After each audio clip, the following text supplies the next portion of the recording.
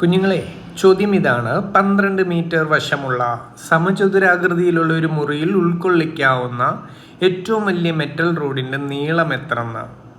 സമചതുരാകൃതിയിലുള്ള ഒരു റൂം എന്ന് പറയുമ്പോൾ ഡയഗ്രമാറ്റിക്കലി അതിനെ ഇങ്ങനെ റെപ്രസെൻ്റ് ചെയ്യാം. ഇതിനകത്ത് പ്ലേസ് ചെയ്യാവുന്ന ഏറ്റവും വലിയ മെറ്റൽ റോഡ് എന്ന് പറയുമ്പം എൻ്റെ കുട്ടികൾക്ക് ചിന്തിക്കാവുന്നേ ഉള്ളത് അത് ഇങ്ങനെ വരും അല്ലേ? എന്താ ഞാൻ ഈ വരച്ചു വെച്ചിരിക്കുന്നത്? ആ ക്യൂബിൻ്റെ ഡയഗണലാണ്.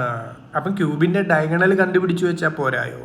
ഡയഗണൽ കാണുന്ന ഇക്വേഷൻ പഠിച്ചു വെക്കണം. ഒരു ക്യൂബിൻ്റെ വശം എ ആണെങ്കിൽ ക്യൂബിൻ്റെ എല്ലാ വശങ്ങളും എ ആയിരിക്കും. ഡയഗണൽ കാണുന്ന ഇക്വേഷൻ √3a ആണ്. ഇവിടെ ക്യൂബിൻ്റെ വശം 12 എന്ന് പറയുന്നുണ്ട്. അപ്പം നമുക്ക് പറയാം, സമചതുരാകൃതിയിലുള്ള ഈ മുറിയിൽ നമുക്ക് ഇൻക്ലൂഡ് ചെയ്യാവുന്ന ഏറ്റവും നീളം കൂടിയ മെറ്റൽ റോഡിൻ്റെ ലെങ്ത് എത്ര എന്ന് ചോദിച്ചാൽ √3 × 12 ആണ്. 12 √3 മീറ്റർ ആണ് നമ്മുടെ ആൻസർ. ഓക്കെ ആണോ?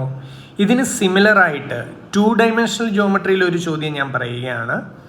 12 മീറ്റർ വശമുള്ള ഒരു സ്ക്വയർ നമ്മുടെ കയ്യിലുണ്ട്. ആ സ്ക്വയറിനകത്ത് വരയ്ക്കാവുന്ന ഏറ്റവും നീളം കൂടിയ സ്ട്രെയിറ്റ് ലൈനിൻ്റെ ലെങ്ത് എത്ര എന്നാണ് ചോദ്യം. അപ്പോൾ സ്ക്വയറിനെ ഇങ്ങനെ കൺസിഡർ ചെയ്താൽ ഇതിനകത്ത് വരയ്ക്കാവുന്ന ഏറ്റവും നീളം കൂടിയ സ്ട്രെയിറ്റ് ലൈനാണ് ഞാൻ ഈ വരച്ചു വെച്ചിരിക്കുന്നത് അല്ലേ? ഇതെന്താണ്?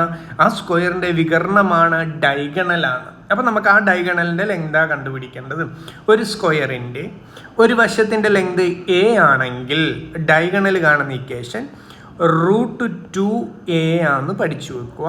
ഇവിടെ ഒരു വശത്തിൻ്റെ നീളം 12 എന്ന് പറയുന്നുണ്ട്. അപ്പോൾ ഈ പറയുന്ന സ്ക്വയറിനകത്ത് ഇൻക്ലൂഡ് ചെയ്യാവുന്ന ഏറ്റവും വലിയ സ്ട്രെയിറ്റ് ലൈനിൻ്റെ ലെങ്ത് കാണാൻ √2 × 12 ആണ്. 12 √2 മീറ്റർ നമ്മുടെ ആൻസർ. ഓക്കെ അല്ലേ? അപ്പം ക്യൂബ് ആണെങ്കിൽ √3a ആണ്, സ്ക്വയർ ആണെങ്കിൽ √2a ആണ് ഡയഗണലിൻ്റെ ലെങ്ത് കാണാനുള്ള ഇക്വേഷൻ. ഓക്കെ അല്ലേ എൻ്റെ കുട്ടികൾ? Thank you.